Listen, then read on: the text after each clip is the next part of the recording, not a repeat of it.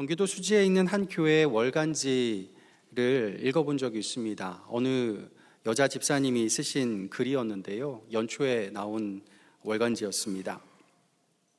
하루는 말을 안 듣고 고집을 너무 부리는 아이하고 이제 말다툼을 하다가 참다 너무 화가 나서 순간 자기도 모르게 아이를 밀쳐버렸대요. 심하게 밀친 건 아닌데 그 장면을 그날 친정엄마가 집에 와 있었는데 그 장면을 엄마가 보고는 아이한테 뭐 하는 거냐? 그러시더니 에이, 나 집에 그냥 가련다. 그러더래요. 엄마의 그 말에 화가 더 난 거죠, 이분이. 지금 이런 상태에서 왜 가는 거야, 엄마? 막 그랬대요. 그랬더니 불안하니까 그러지, 엄마가 그러더래요. 근데 이 마지막 엄마의 말이 이 집사님 마음을 너무 힘들게 했다고 합니다. 이분이 어렸을 때 엄마는 너무 엄해서 때리기도 일쑤였고 또 엄마가 기분이 안 좋으면 집안 전체가 우중충한 상태로 몇 시간이고 그러고 있었는데 자기는 그 불안함을 다 견뎠는데 심지어는 엄마가 힘든 게 나 때문인가 보다 자책하면서 그 시간들을 견뎌내었었는데 지금 엄마는 자기가 조금 불안하다고 그 자리를 피하려고만 하는 게 너무 이기적인 엄마처럼 느껴졌다는 거예요. 이런 엄마가 아니라 괜찮아 달래주면서 엄마 자리에 그냥 있어주는 엄마였으면 예전에도 지금도 그러면 얼마나 좋겠나 그런 글을 써내려 갔습니다. 그날 밤에 이 마음을 기도에 녹여서 내 아이에게는 내가 엄마 자리를 지키는 엄마가 되게 해달라고 잠든 아이의 가슴에 손을 얹고 기도를 했다고 합니다. 이분 글 중에 바로 이 부분에서 제가 방금 마지막에 말씀드린 이 부분에서 오타가 딱 한 글자가 났어요. 오타 그대로 제가 원글을 읽어드리면 이렇습니다. 그날 밤 잠든 아이의 가슴에 돈을 얹고 기도를 했다. 야, 어떻게 오타가 나도 딱 그 자리에 오타가 나더라고요. 한참 감정이입하면서 읽다가 피식하고 웃었습니다. 상상해 보니까 아이 가슴에 손이 아니라 돈을 얹고 기도하면 아이가 더 말을 잘 들을까 이런 생각도 했는데 돈을 얹고 나 할 일 다 했다고 하는 부모들도 있죠. 이건 부모 실격이죠. 돈이 아니라 손을 얹고 기도해야 합니다. 그런데 아무리 부모가 부모 자리를 지키려고 노력을 해도 마음처럼 잘 되지는 않죠. 그런 부모의 불안함을 보면서 자녀가 자책하기도 하는데 그것이 마음속 깊이 박히는 그런 가시가 될 때가 있습니다. 우리는 기억해야 합니다. 부모가 부모 자리를 지키는 방법, 기도밖에 없습니다. 또 자녀가 자신의 마음 깊숙이 박혀있는 가시를 빼내는 방법, 그 또한 기도뿐인 줄 믿습니다.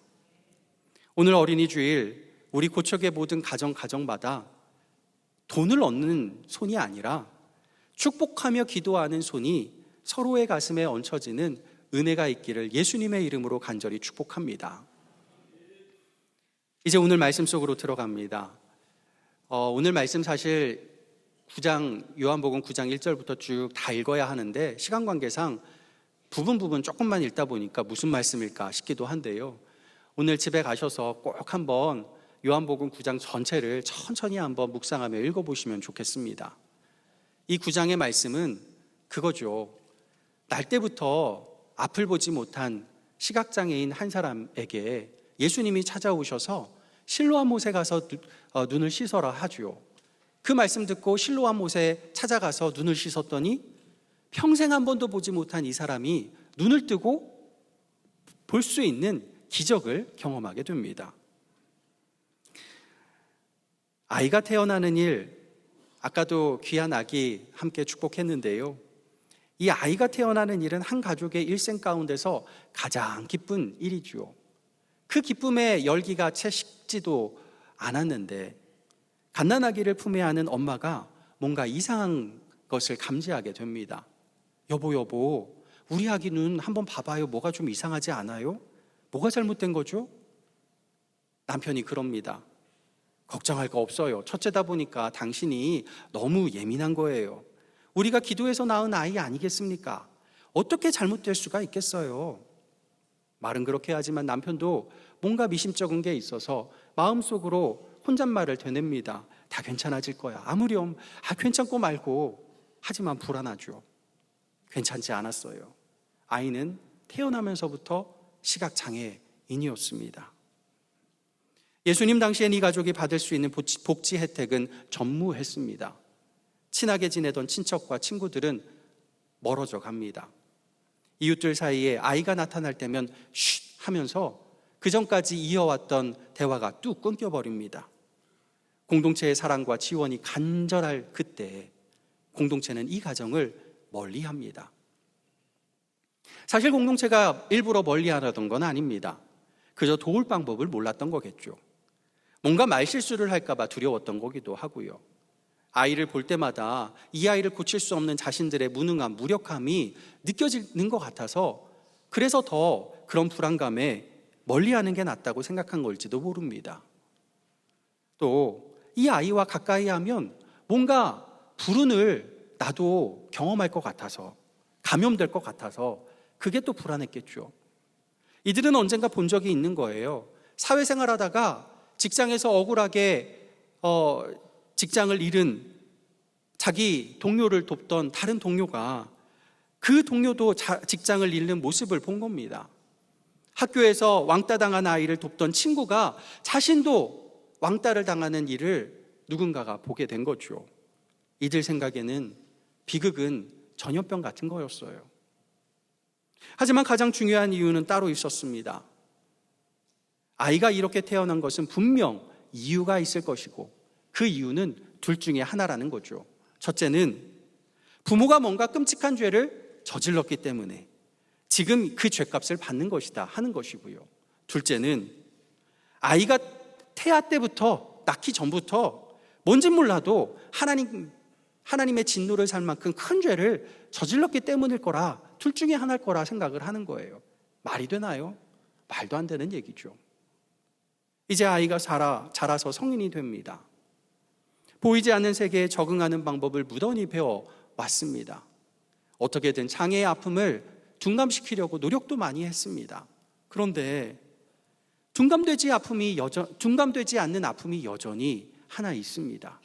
사람들의 비난, 자신과 부모 뒤에서 축덕되는 말들. 누구 죄 때문일까? 요한복음 9장 전체를 읽어보시면 계속된 질문이 나옵니다. 누구 죄 때문이냐? 항상 들려오는 질문인데 좀처럼 익숙해지지가 않습니다. 이런 생각을 하겠죠. 나도 모르는 내 죄 때문에 부모님을 욕한다고? 누군가 잘못을 뒤집어 써야 한다면 나여야지. 내가 못 보는 거니까. 이런 나쁜 일은 이유 없이 일어나는 법은 없다고? 맞아. 결혼이 깨진 건 내가 나쁜 아내여서인 거고, 아빠에게 학대당한 건 내가 나쁜 아이여서인 거지. 직장을 잃은 건 내가 나쁜 직원이어서인 거지. 내 아이가 학교폭력을 저지른 건, 내 아이가 하나님을 떠난 건 다 내가 나쁜 부모라서 그런 거지. 이런 생각들 혹시 해본 적 없습니까? 장애아를 둔 부모 중에 내 자녀의 장애가 부모인 나 때문이라고 그렇게 느껴져서 그런 죄책감 가운데 살아가는 부모들이 꽤 있습니다. 그게 아닌데요. 유명한 장로님의 아들, 유명한 권사님의 딸로 태어나서 기대에 미치지 못하게 사회생활하고 교회생활 하다 보면 주변에서 수군대는 소리가 들리죠. 교회에서조차도 위로받지 못하는 자녀들이 있습니다. 누구 죄 때문일까요? 태어날 때부터 시각장애가 있는 사람 앞에서 예수님의 제자들은 그가 다 들리도록 예수님께 질문합니다. 누구 죄 때문입니까? 항상 들어온 말이지만 여전히 적응 안 되는, 가슴을 찌르는 말입니다. 요한복음 9장 전체를 보면 앞을 볼 수 있는 사람들이 앞을 볼 수 없는 이 사람을 바라보는 세 가지의 시각이 나옵니다. 맹인, 거린 죄인. 이 세 가지는 서로 연관성이 없는 거예요. 근데 이걸 하나의 묶음으로 보고만 있습니다. 실제로 이 사람이 어떻게 살아왔는지, 하나님과의 관계는 어떠한지, 하나님은 이 사람을 어떻게 바라보시는지에 대해서 궁금해하는 사람은 아무도 없습니다. 그런 맹인이 예수님을 만났고 예수님의 말씀대로 실로암 연못에 가서 눈을 씻습니다. 그의 눈이 치유되어 인생 처음으로 보게 되는 기적을 경험합니다. 그럼 이 기적 하나면 그의 인생이 변화가 될까요? 그간 받은 수많은 상처와 세뇌된 말들, 이게 한 번에 다 사라져 버릴까요? 여러분, 우리 주변에서도요, 기적을 체험하고 나서 믿음을 떠나간 이들 생각보다 꽤 많은 것을 알 수 있습니다. 기적 자체가 사람을 변화시키는 게 아닌 거예요. 진짜 치유는 무엇일까요? 한 청소년이 인터넷 카페에 올린 글을 읽었는데요, 제 마음을 정말 뭉클하게 했습니다. 제가 한번 읽어드리겠습니다. 오늘따라 유난히 우리 반에 있는 장애인 친구가요, 계속 저를 향해 미소 짓더군요. 그 친구는 지체장애와 발달, 언어장애를 가지고 태어난 아이입니다. 그러면서 유일하게 자신에게 말을 걸어주었던 저에게 말도 제대로 못하면서 말했습니다. 자신이 한심했던지 울면서 띵구야 꼬미여 이 안에 딸 안에 그대냐 이카노르 살았으며 좋겠다 라고요. 저는 이 말 듣고 그 장애인 친구를 껴안으며 엉엉 울었습니다. 솔직히 저요, 우리 학교 싸움장입니다. 저는 여자이고 저는 정말 말 그대로 인간 쓰레기입니다. 그런데요, 그런 저에게 이런 말을 건네었네요. 그 친구도 압니다, 제가 쓰레기인 거. 근데 이런 말 저희 부모님께도 들어보지 못한 말이었습니다. 그리고 이해하지 못하신 분들 위해 통역해 드립니다. 그 친구가 친구야 고마워 미안해 사랑해 근데 나 인간으로 살았으면 좋겠다 라고 했습니다. 지금 그 친구에게 하고 싶은 말은요, 나도 사랑해 친구야 고맙고 넌 그 어떤 것들과도 견줄 수 없는 아름다운 아이야 라고 해주고 싶습니다. 이 글을 쓰며 계속 눈물이 흐릅니다. 사람들이 거리를 두고 뒷이야기만 하던 맹인을 먼저 찾아와 주셔서 말을 걸어주신 분이 계셨습니다. 그분은 예수님. 3절과 4절에 말씀하시죠. 예수께서 대답하시되 이 사람이나 그 부모의 죄로 인한 것이 아니라 그에게서 하나님이 하시는 일을 나타내고자 하심이라. 때가 아직 낮음에 나를 보내신 이의 일을 우리가 하여야 하리라. 아멘.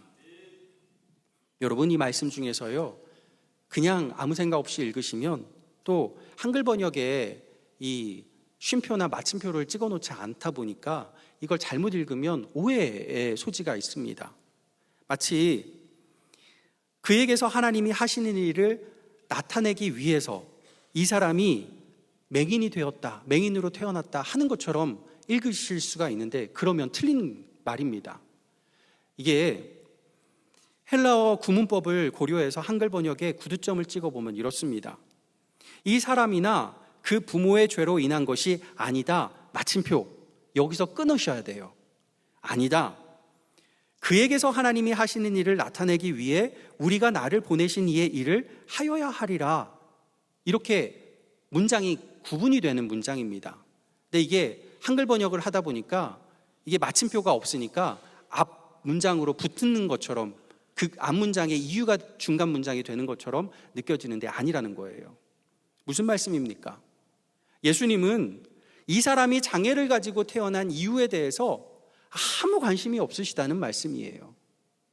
그 사람이 어떤 사람이든 현재 그 사람의 모습 그대로를 통해서 그 사람이 고침받기 이유가 아니라 고침받기 전 지금 평생 맹인으로 살아가는 그 순간에도 하나님은 사랑하셔서 그 모습 그대로 그 모습을 통해서 하나님의 영광 드러내시겠다 말씀하시는 겁니다. 이 말씀에 맹인이 속으로 생각했을 거예요. 내 죄 때문이 아니라고? 우리 부모 죄 때문도 아니라고? 진절머리 나는 이 탓하기에 예수님은 아무 관심이 없다고? 내 모습 그대로에 관심 있으시다고? 게다가 이런 나를 통해 하나님 일하신다고? 예수님의 말씀은 단순히 눈을 고쳐주시는 말씀이 아니셨어요. 그의 마음까지 치유하는 말씀이셨습니다. 저주스러운 나의 인생을 통해서 하나님의 영광을 나타낸다니요. 그렇게 온전한 치유를 경험한 이 사람, 그 즉시 인생의 중요한 선택의 기로에 서게 됩니다. 여러분, 짜장면과 짬뽕 중에 하나만 선택해서 오늘 점심 먹으라고 하면 뭐 선택하시겠습니까? 여러분, 엄마와 아빠 둘 중에 한 사람만 선택하라면 누구 선택하시겠습니까? 엄마와 아내와 딸이 물에 빠졌는데 구명조끼는 하나예요. 누구에게 던져줘야 됩니까? 여러분, 집에 가셔서 이것 가지고 싸우시면 안 됩니다. 어려운 선택이죠. 그런데요, 치유받은 맹인에게 주어진 선택의 기로는 이보다 더 어려운 선택이었습니다. 자기의 삶 전체를 걸어야 하는 선택이었어요. 바리새인들이 찾아옵니다. 맹인에게 예수냐 모세냐 하나만 선택하라고 강요합니다. 예수님을 선택하기만 하면 너를 우리 공동체에서 쫓아내겠다 위협합니다. 예수님은 모세의 율법을 폐하신 분이 아니라 모세의 율법을 완성하신 분인데, 그 똑똑하고 잘 믿는다는 바리새인들은 맹인도 예수님도 제대로 바라보지 못하는 영적인 맹인이었습니다. 세상의 위협 앞에선 맹인은 용감한 선택을 합니다. 그게 오늘 읽은 본문의 말씀입니다. 25절 말씀 우리 같이 읽겠습니다. 대답하되 그가 죄인인지 내가 알지 못하나 한 가지 아는 것은 내가 맹인으로 있다가 지금 보는 그것이니이다. 아멘. 얼마 후에 예수님 찾아오셔서요, 너는 나를 믿느냐 물으셨을 때 이 맹인이 이렇게 대답하지요. 38절 말씀 우리 같이 읽겠습니다.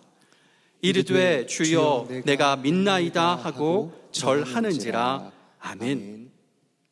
나를 나 그대로의 모습으로 사랑해 주시는 예수님, 나를 찾아와 내 손 붙잡아 주시는 예수님이기에 회복된 내 인생이 세상에 나가서 다시 망가진다 할지라도 나는 지금 보는 그것을 알기에 예수님을, 내가 보는 예수님을 나는 선택합니다 고백하고 있습니다. 나 같은 죄인 살리신 찬송가 305장의 작사가 존 뉴튼 목사님 일화들을 여러분 많이 들어보셨을 것이라 많이 잘 아실 겁니다. 영화 보신 분도 계실 겁니다.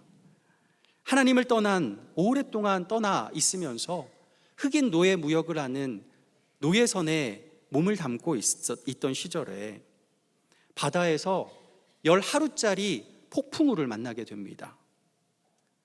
큰 폭풍 가운데서 완전히 기진맥진해서 진짜 죽음을 직면하고 있던 그때 그의 나이 7살에 죽었던 엄마가 생각납니다. 엄마의 무릎을 베고 들었던 그 어릴 적 성경 말씀이 기억납니다. 재앙이 폭풍같이 이를 때에 주님의 말씀을 듣는 자는 안전할 것이라는 잠언의 말씀이 기억납니다. 또 악한 자라도 자식에게 좋은 것을 줄 알거든 하물며 너희 하늘 아버지께서 구하는 자에게 성령을 주시지 않겠느냐, 누가복음의 말씀이 기억납니다. 그러곤 그 즉시 무릎을 꿇고 기도하죠. 주님, 자비를 베푸소서. 존 뉴튼은 이때 회심하였고 예수님을 믿었습니다. 그리고 한 7년쯤 지났을 때 뇌졸중을 알았는데요, 뇌졸중을 알면서 그때까지 하던 일들 다 내려놓고 마음의 결단을 하고 신학을 공부해서 목사님이 되셨습니다.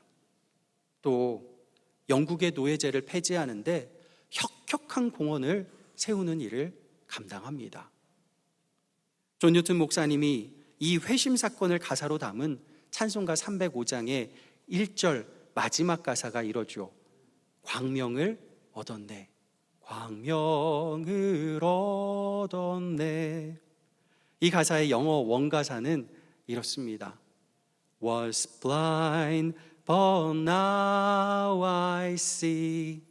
직역하면요, 나는 보지 못했으나 지금은 봅니다.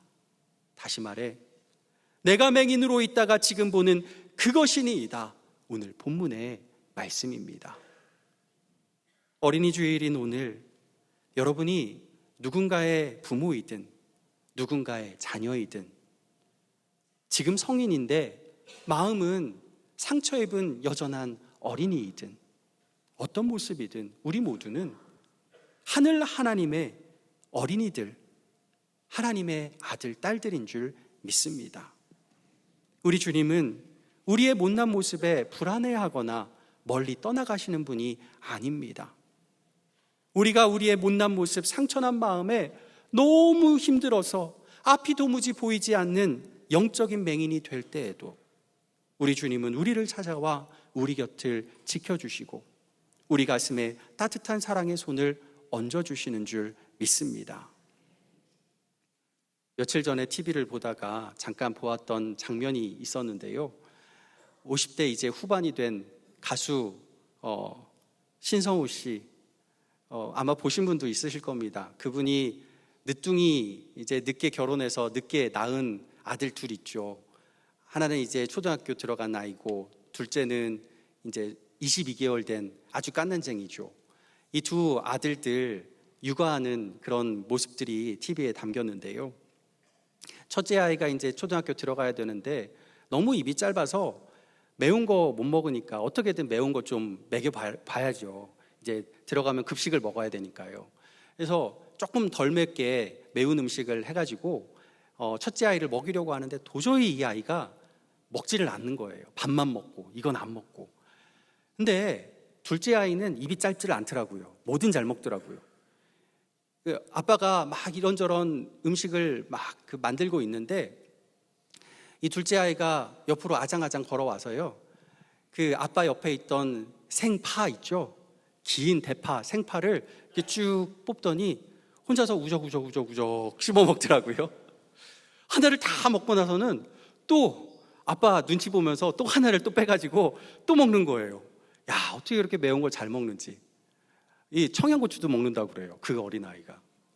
근데 먹는 걸 너무 좋아하는 이 아이가 아기 의자에 앉아서 밥을 먹다가 너무 졸렸던지 막 이렇게 먹다가 졸아버렸어요.